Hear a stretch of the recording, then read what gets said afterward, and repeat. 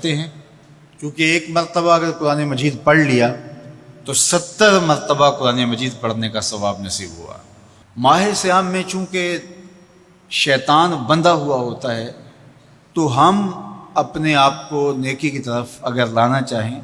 تو اتنی رکاوٹیں نہیں ہوتی جتنی عام دنوں میں ہوتی ہیں، لیکن اس کے باوجود بہت سارے لوگ ہیں جو رات کو بڑا پکا ارادہ کر کے سوتے ہیں کہ میں صبح وقت پہ اٹھوں گا اور نوافل بھی پڑھوں گا اور نماز بھی ادا کروں گا، لیکن جب صبح ہوتی ہے تو انہیں یا تو جاگ نہیں آتی یا نیند سے بیدار ہو جاتے ہیں، بستر سے اٹھا نہیں جاتا۔ جبکہ وہی شخص انہوں نے صبح سبزی منڈی جانا ہو تو چھلانگ لگا کے اٹھتے ہیں اور سبزی منڈی پہنچتے بھی ہیں۔ سستی طبیعت کا کسل نہیں ہوتا۔ عمومی طور پہ ہم اپنے آپ کو بیمار تصور کر لیتے ہیں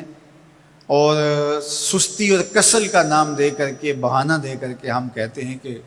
بس کیا کریں، ہم کو ارادہ کرتے ہیں روز لیکن ہم سے اٹھا نہیں جاتا، بس طبیعت اس طرح کی ہے، کسل ہے، سستی ہے۔ یہ بات ذہن میں رکھیے گا کہ ارادہ کرنے کے باوجود بھی صبح جب ہم اٹھ نہیں پاتے یا کوئی بھی نیکی کا کام ہم کرنے کا ارادہ کرتے ہیں تو ارادہ کرنے کے باوجود ارادہ ہی رہ جاتا ہے، ہم کر نہیں پاتے، تو اس کا سبب یہ ہوتا ہے کہ بہت سارے ہم گناہ کر چکے ہیں اور ان گناہوں کی وجہ سے ہم نیکی کی توفیق نہیں پاتے۔ حضرت حسن بصری رضی اللہ تعالی عنہ نے یہی وجہ اس کی بیان فرمائی ہے۔ تو اس کا بہترین طریقہ یہ ہے کہ توبہ کی جائے، اور توبہ بھی سچے دل سے کی جائے، رو رو کے اللہ سے گناہوں کی معافی مانگی جائے، اور سچے دل سے جب توبہ کی جائے تو پھر سارے گناہ نہ صرف مٹا دیے جاتے ہیں بلکہ ان کو بدل کے نیکیوں میں تبدیل کر دیا جاتا ہے۔ تو ماہ صیام کے اندر پختہ عزم کریں اور اس عزم کو عمل کی شکل دینے کے لیے سچی توبہ کریں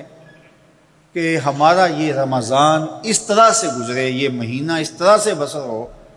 کہ ہم اس مہینے میں اللہ تعالیٰ کی قربت حاصل کر لیں، ہم گناہوں سے پاک ہو جائیں اور ہم جو ثمرات ہیں، جو فوائد ہیں اس مہینے کے، وہ ہم سمیٹ سکیں۔ تو یہ وہ مہینہ ہے جس کے انتظار میں میرے اور آپ کے آقا و مولا اپنی آنکھیں لگائے ہوتے تھے اور دن گن گن کے وقت گزارتے تھے کہ ماہ صیام آ رہا ہے۔ تو اس مہینے کا عزت کے ساتھ، تکریم کے ساتھ، اعزاز کے ساتھ استقبال کرو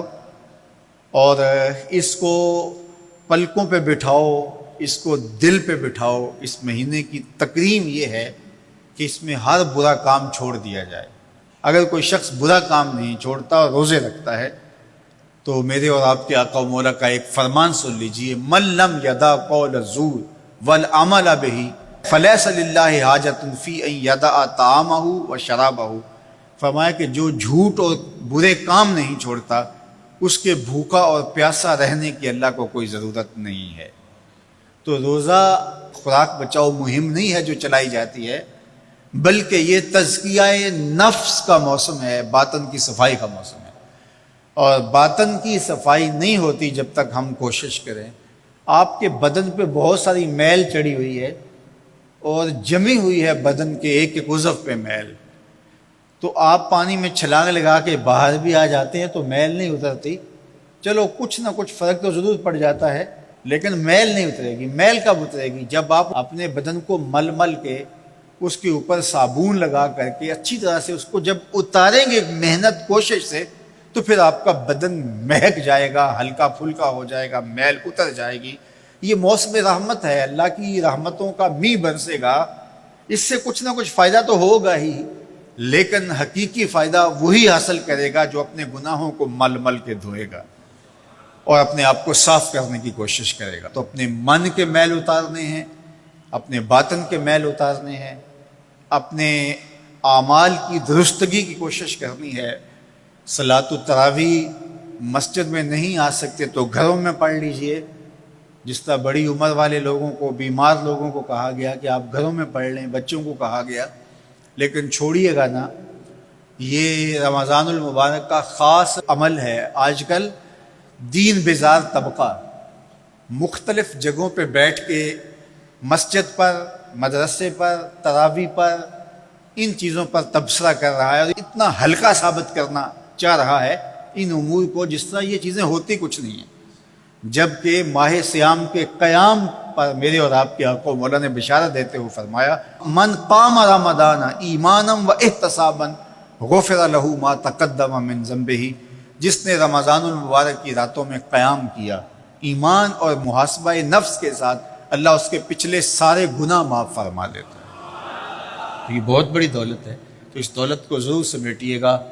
ضرور حاصل کیجئے گا، من کی ستھرائی، عفت اور پاکیزگی کا سامان کیجئے گا۔